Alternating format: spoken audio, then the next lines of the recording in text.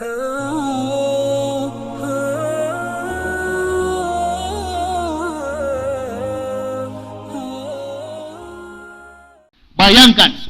umat Muhammadin 3.500 tahun jarak antara Musa dengan Al-Masih Isa. Isa dengan Nabi Muhammad 576 tahun. Belum 4.076 tahun umat Islam belum datang. Bahkan Rasulullah belum lahir ke dunia ini. Allah sudah berfirman kepada Musa, aku akan memberikan kepada umat Muhammad 2 cahaya. Tanya sama semua pendeta di dunia ini, betulkah apa yang saya katakan itu?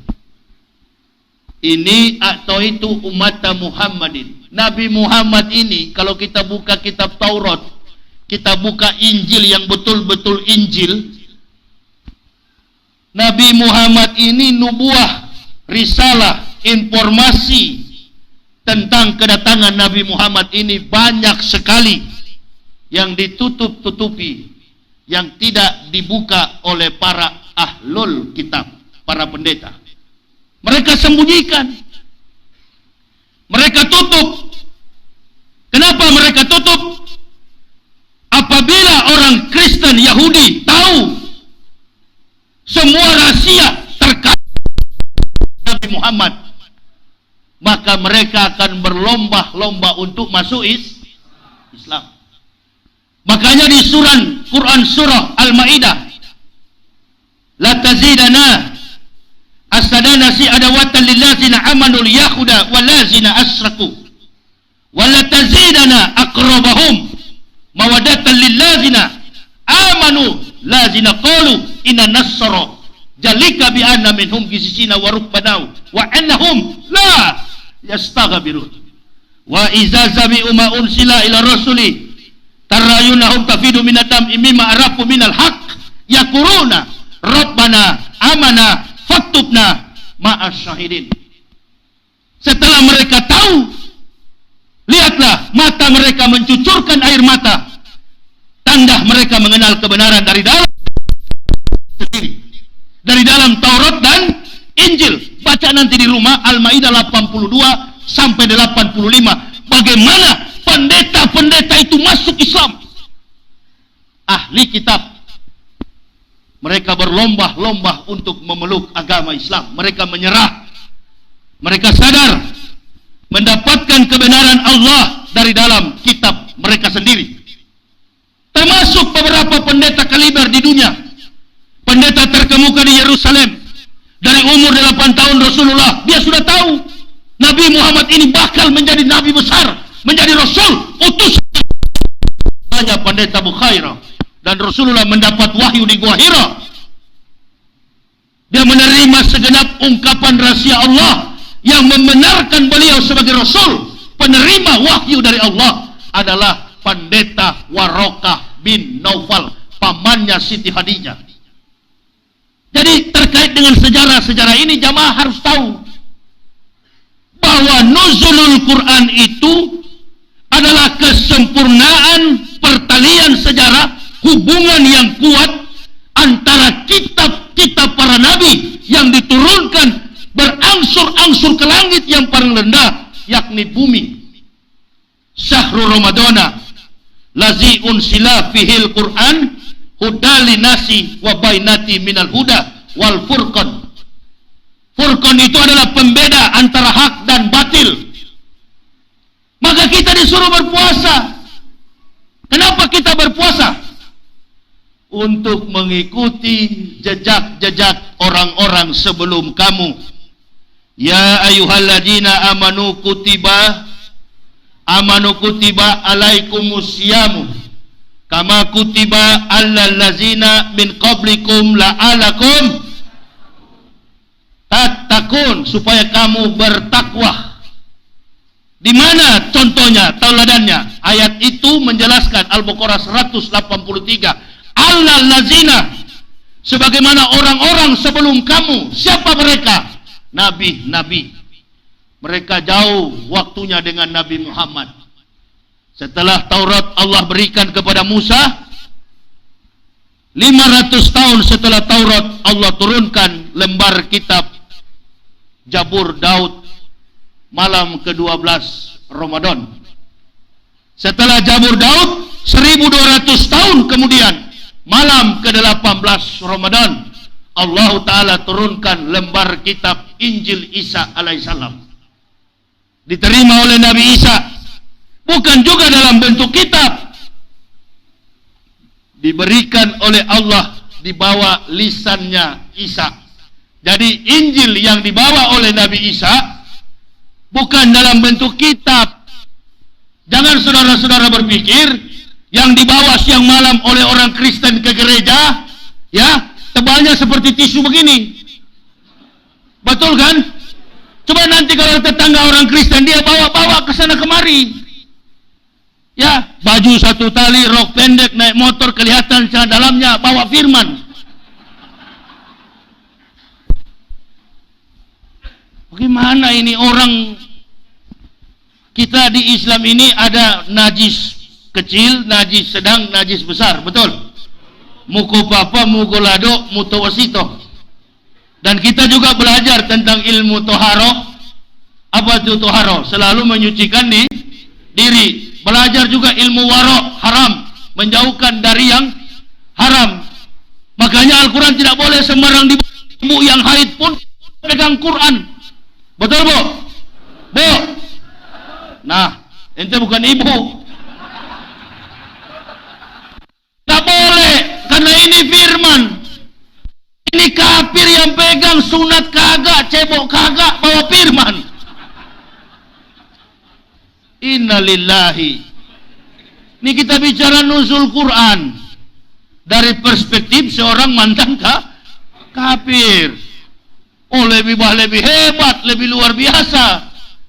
Lebih luar biasa. Akhirnya apa? Kita paham bangunan masjid ini betul kuat. Temboknya pakai keramik, catnya berwarna-warni. Saya mau tanya, kalau pondasinya lemah, roboh nggak? Kita saat ini sedang diserang. Kita saat ini sedang diadu domba. Minta tolong kemana? Kembali kepada Quran. Come back to the Bible. Come back to the Quran. Kembali kepada kitab suci Al-Quran. Kenapa? Oh, ternyata biar sudah menteri, ternyata biar sudah kiai, ternyata biar sudah buya, ustaz, ular kepala dua.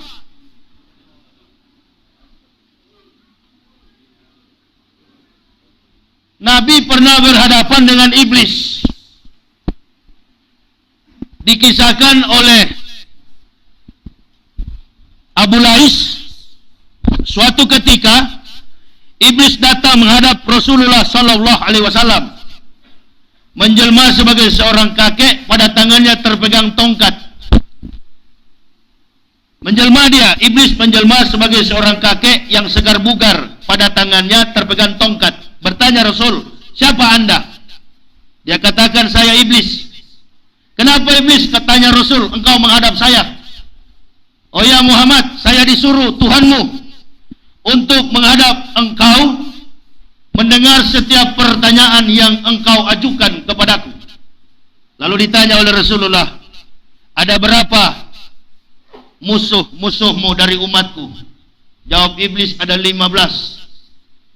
Lalu dibalik oleh Rasulullah, ada berapa saudara-saudaramu dari umatku? Jawab iblis, ada 10. Kalau musuhnya ada 15, kalau sahabat ada 10. Termasuk yang pengadu domba itu sahabat iblis.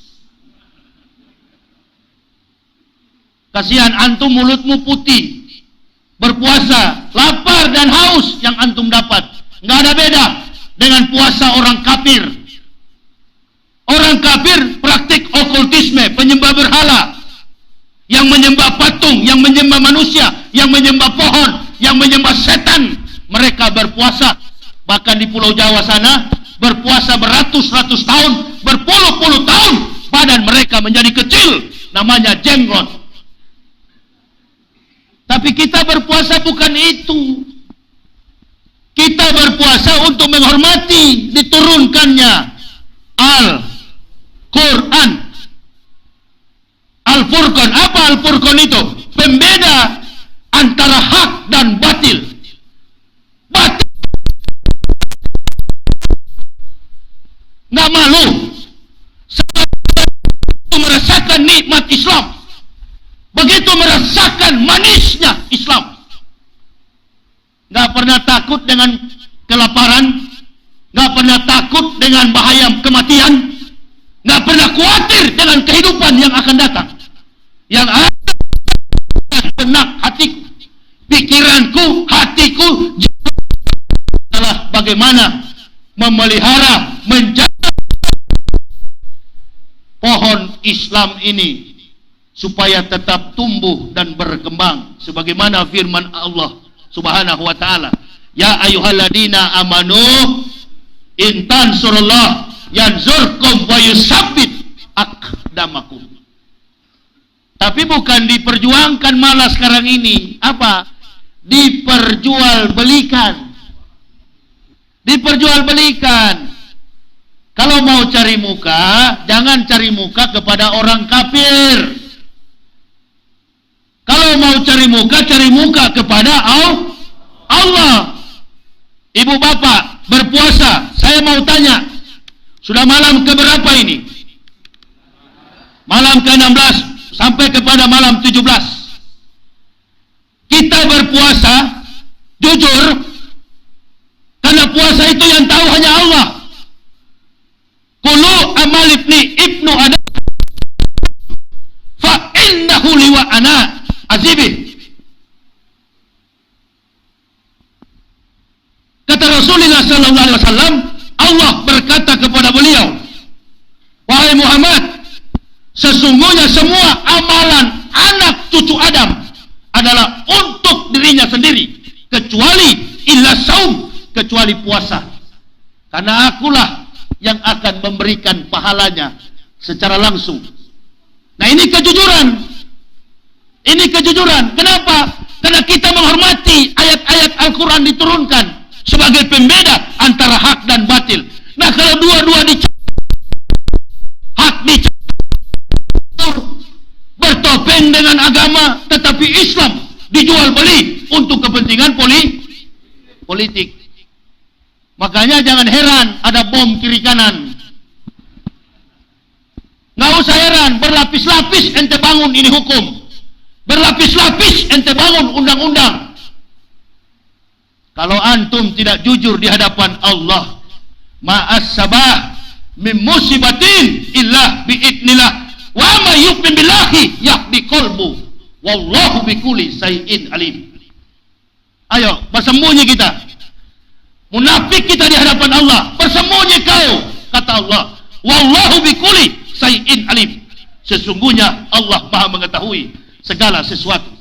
Saya mau tanya kepada ibu bapak, musibah dan kematian illa apa yang menghendaki?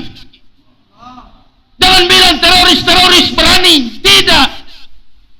Musibah, kantor polisi diserang, markas besar, itu semua izin daripada Allah. Sebagai ulama, sebagai ustadz, sebagai orang yang beragama, dimanapun agama di dunia ini, tidak menelorkan, tidak menghadirkan regenerasi agama yang melakukan tindakan teror. Nggak ada. Dan ayo kita bom, nggak ada itu. Secara hukum mereka salah.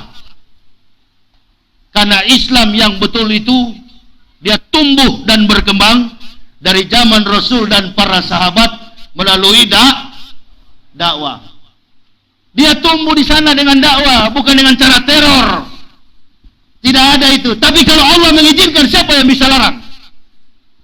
Ayo, orang mati, ada juga yang dibom, ada juga yang dipedang. Saya dengar ada kabar di markas Polda Riau, begitu kan?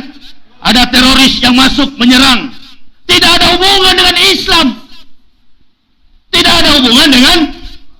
Lalu apa Ustaz jawabanmu? Jawaban saya, orang di dunia ini tidak akan berhasil, tidak akan kaya, tidak akan mampu melakukan kejahatan kecuali membawa-bawa itu jawabannya. Itu jawabannya. Dan yang kedua, orang Indonesia hasil menjadi presiden, menjadi pejabat, menjadi gubernur, kecuali membawa-bawa Coba kalau kemarin Jokowi namanya Stefanus.